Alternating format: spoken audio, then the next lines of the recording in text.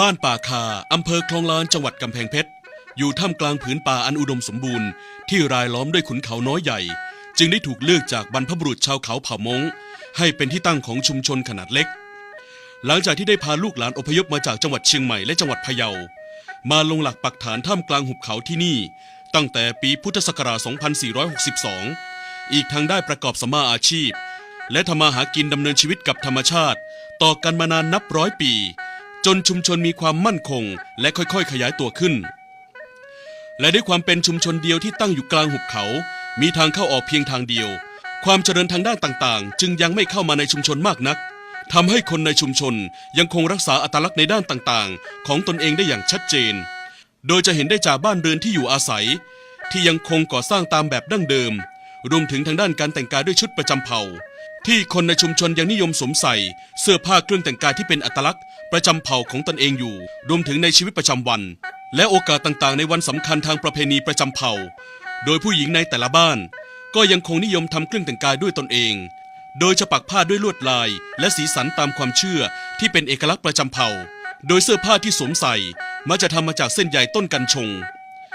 จนมาถึงปีพุทธศักราช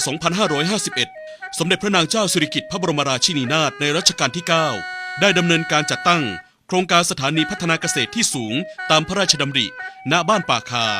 โดยได้รับการส่งเสริมให้ปลูกยอดฟักแม้วหรือที่คนในพื้นที่เรียกว่าซาโยเต้จนกลายมาเป็นพืชเศรษฐกิจที่สร้างชื่อเสียงและสร้างรายได้ให้กับคนในชุมชน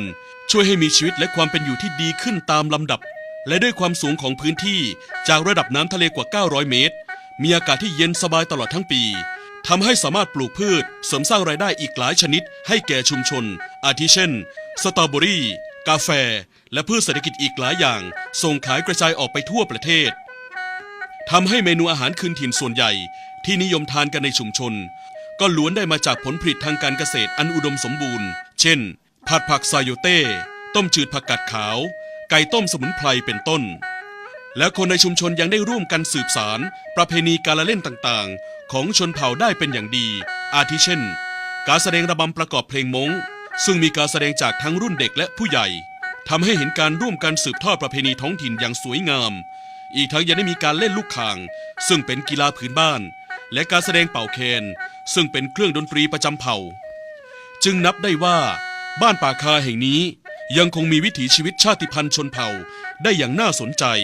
และเหมาะแก่การมาท่องเที่ยวเรียนรู้สัมผัสวิถีชีวิตชาติพันธุ์ชนเผ่ามงเป็นอย่างดีและนอกจากนี้นักท่องเที่ยวจะได้สัมผัสเส้นทางที่รายล้อมด้วยธรรมชาติขุนเขาวิถีเกษตรกรรมบนพื้นที่สูงและในบริเวณใกล้เคียงยังมีแหล่งท่องเที่ยวธรรมชาติที่น่าสนใจที่รอให้คุณค้นหาและไปสัมผัสความสวยงามไม่ว่าจะเป็นน้ำตกปางโกโจที่ตั้งอยู่กลางหุบเขามีลมพัดไอน้ำออกมาตลอดเวลาทำให้เย็นสบายจนเป็นที่มาของชื่อน้ำตกและยังมีน้ำตกอีกแห่งหนึ่งซึ่งตั้งอยู่ไม่ไกลจากชุมชนมากนักนั่นก็คือน้ำตกเต่าดำที่มีความสูงกว่า300 เมตรสูงสง่าสวยงามรอคุณให้ไปสัมผัสหมู่บ้านป่าคาแห่งนี้จึงพร้อมต้อนรับนักท่องเที่ยวที่ชื่นชอบการค้นหาเพื่อสัมผัสวิถีชีวิตชาติพันธุ์ชนเผ่า